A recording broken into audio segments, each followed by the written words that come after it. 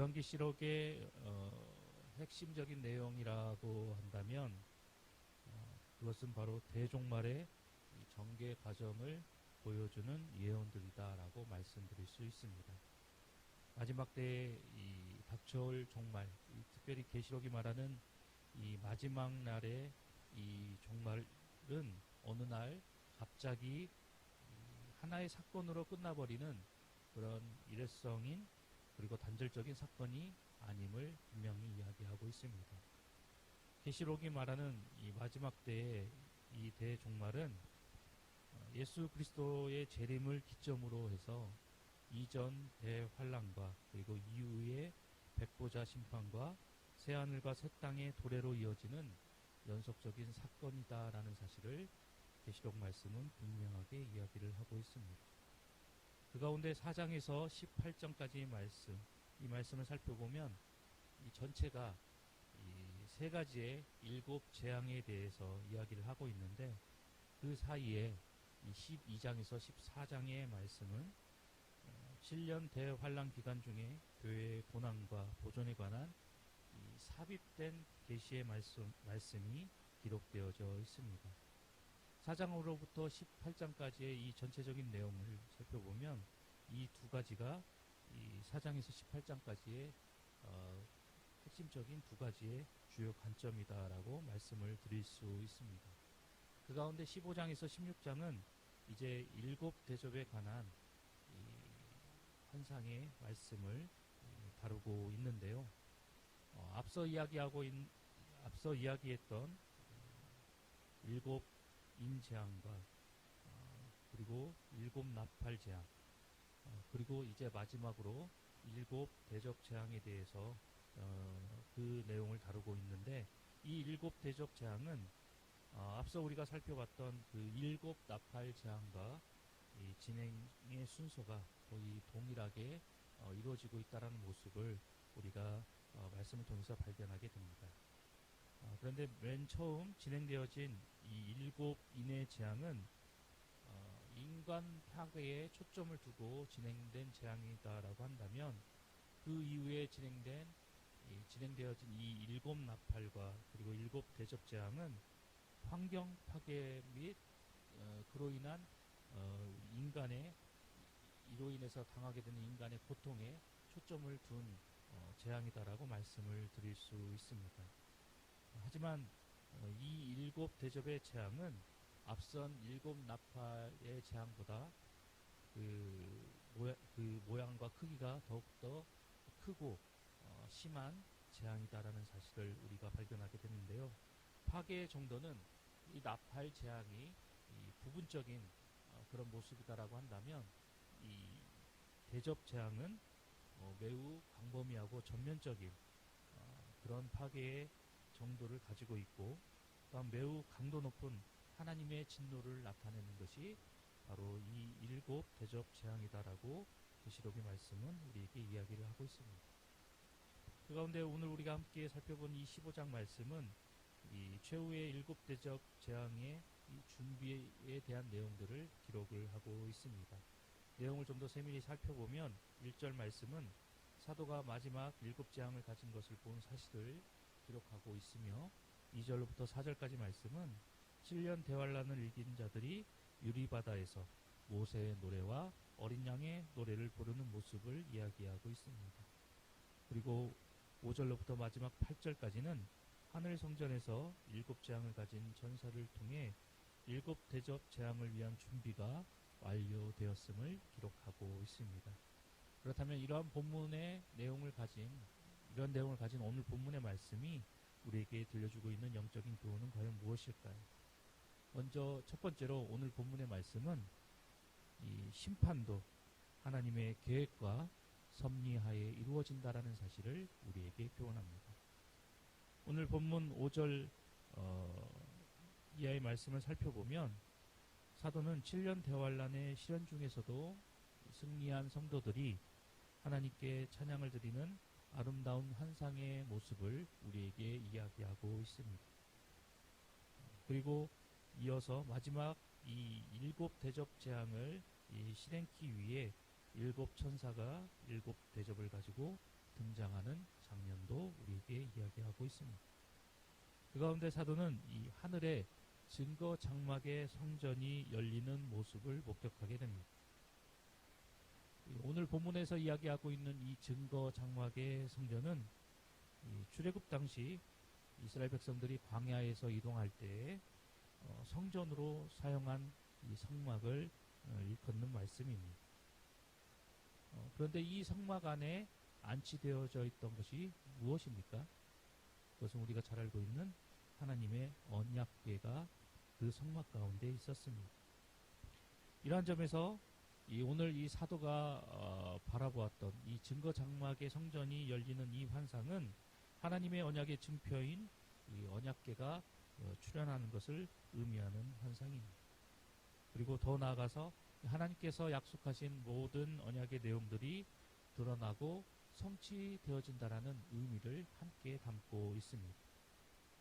그런데 여기서 우리가 주목해 보아야 할 것은 이 환상이 이 하늘의 증거 장막의 성전이 나타나는 열리는 이 환상이 언제 나타났냐라는 것입니다. 오늘 본문의 말씀을 살펴보면 이 증거 장막의 성전이 바로 7대접 재앙이 실현되기 전에 이 환상이 나타났다라는 것입니다. 왜 이때에 하나님의 언약궤가 드러나는 이 환상을 하나님께서는 사도에게 보여주신 것일까요? 그것은 7재앙의 모든 진행과 모든 결과가 바로 하나님의 계획과 그리고 하나님의 섭리 가운데 이루어진다라는 사실을 깨닫게 해주시기 위해서 하나님께서 이러한 환상을 사도에게 보여주셨던 것입니다. 특별히 마지막 날에 모든 심판과 이러한 내용들을 진행하시는 것, 이 모든 것이 바로 철저히 하나님의 계획과 섭리 가운데 이루어진다라는 것을 분명하게 나타내고 보여주고 계십니다. 우리가 잘 알고 있는 것처럼 우리 인류의 모든 역사는 하나님의 계획하심과 역사하심 속에 이루어져 나가고 있습니다. 때문에 성도는 이 구원의 역사와 이 심판의 역사 모두 인간의 관점과 시선이 아닌 하나님의 관점과 시선에서 그 모든 것들을 바라보고 살펴보아야만 합니다. 우리가 기억해야 할 것은 우리의 믿음의 주체가 되시는 우리 하나님께서는 자비와 사랑과 인자의 하나님이시지만 동시에 공의와 심판의 하나님 되신다라는 사실을 우리는 잊지 말고 기억해야 할 것입니다. 뿐만 아니라 우리 하나님께서는 당신께서 이루고자 하시는 바는 반드시 이루시고 성취하신다라는 분이심을 우리가 깨달아서 그 하나님께 온전히 집중하며 나아가는 우리 모두 동상의 모든 성도님들이 되어야 할 것입니다. 하나님은 사람이 아니시니 거짓말을 하지 않으시고 인생이 아니시니 후회가 없으시도다. 어찌 그 말씀하신 바를 행하지 않으시며 하신 말씀을 실행하지 않으시랴라고 민수기서 23장은 우리에게 이야기하고 있습니다. 우리에게 들려주시는 하나님의 말씀과 약속, 그리고 우리를 향한 그 하나님의 그 선하신 계획과 우리를 향한 그 하나님의 섭리는 반드시 이루어지고 그리고 반드시 성취된다라는 그 확신을 가지고 오늘도 주어진 새로운 하루 속에서 우리에게 주어진 성도로서의 책임과 의무를 다하여서 하나님께 영광을 돌리며 나아가는 우리 공상의 모든 성도님들이 되시기를 간절히 소망합니다. 계속해서 오늘 본문의 말씀이 우리에게 들려주는 두 번째 영적인 교훈은 성도는 하나님의 대리자로서의 사명을 감당해야 한다라고 우리에게 교훈합니다. 본문 6절의 말씀을 살펴보면 7천사에 대한 모습을 묘사하고 있는데 그들은 빛난 세마포 옷을 입고 가슴에 금띠를 띠고 있다라고 우리에게 그들의 모습을 묘사하고 있습니다. 세마포는 우리가 잘 알고 있듯이 정결을 상징하는 의복입니다. 그래서 과거 구약시대에 이 성전에서 봉사하던 거룩한 제사장들이 바로 이 세마포 의복을 입고 주어진 책무를 다하며 나아갔습니다. 또한 6절에 이야기하고 있는 이 금띠는 대제사장이 이 세마포 위에 착용하던 것이었습니다. 그렇다면 오늘 이 6절의 말씀을 통해서 사도가 이 일곱 천사의 복장에 대해서 이렇게 자세하게 묘사하고 있는 이유는 과연 무엇일까요? 그것은 바로 이 일곱 천사가 하나님을 대리하여서 진노의 재앙을 내리는 자들이다라는 것을 강조하기 위해서 이들의 복장을 자세하게 묘사하고 있는 것입니다. 그런데 우리가 기억해야 할 것은 이 시대를 살아가는 성도들 역시 오늘 본문 속에 등장하고 있는 일곱 천사들처럼 하나님의 대리자로서의 권위와 영향력이 주어졌다라는 사실입니다. 베드로 사도의 말씀을 떠올려 보시기 바랍니다. 오직 너희는 택하신 족속이요 왕같은 제사장들이요 거룩한 나라요 그의 소유된 백성이니 이는 너희를 어두운 데서 불러내어 그의 기이한 빛에 들어가게 하신 자의 아름다운 덕을 선전하게 하려 하심이라. 베드로전서 2장 9절의 말씀입니다. 이를 통해서 우리가 다시 한번 깨닫게 되는 것은 우리에게도 하나님의 대리자로서의 권위와 영향력이 주어졌다는 사실입니다.